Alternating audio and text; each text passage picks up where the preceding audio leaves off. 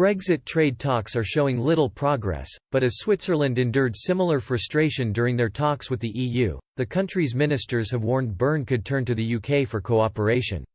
While the EU and the UK have made slow progress in Brexit talks over the last year, Switzerland also found itself frustrated by Brussels' dogmatic approach.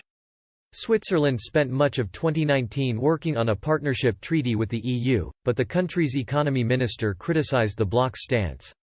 Guy Parmelin said he was pessimistic a deal could be reached as a result. He said, "We want a good solution that can win majority support, and that is not the case at the moment. I don't think we can wrap up this year. Our agenda and that of the EU allow a conclusion only next year at the earliest." Mr. Parmelin warned the EU that the stalemate could force Switzerland to look for new partners such as the UK.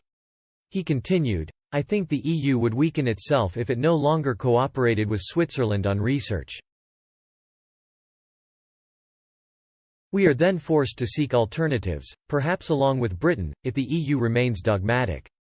Then Swiss President u.l.t.imatum Maurer also took issue with the bloc, but remained more confident a deal could be agreed. He said, "It does not matter whether it is autumn or next spring. We have time and we also need time so that we really have something that we can explain, we understand and that serves the interests of Switzerland." Brussels blocked EU-based investors from trading on Swiss bourses from July 1, 2019, as the row escalated over the treaty, which would have seen non-EU member Switzerland routinely adopt EU single market rules. The Swiss retaliated by banning EU venues from hosting Swiss stock trading. The Swiss will head to the polls on September 27 to decide whether or not the country should abandon a deal with the EU. The referendum to abolish free movement of EU citizens across Switzerland represents a key moment in relations between Bern and Brussels, who have a checkered past.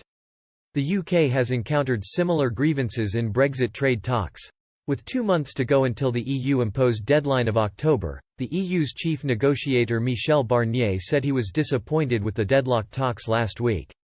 Mr. Barnier added that, "Frankly I am disappointed and I am worried, and a little surprised, because Prime Minister Boris Johnson had told EU leaders earlier this summer he wanted an outline deal by July."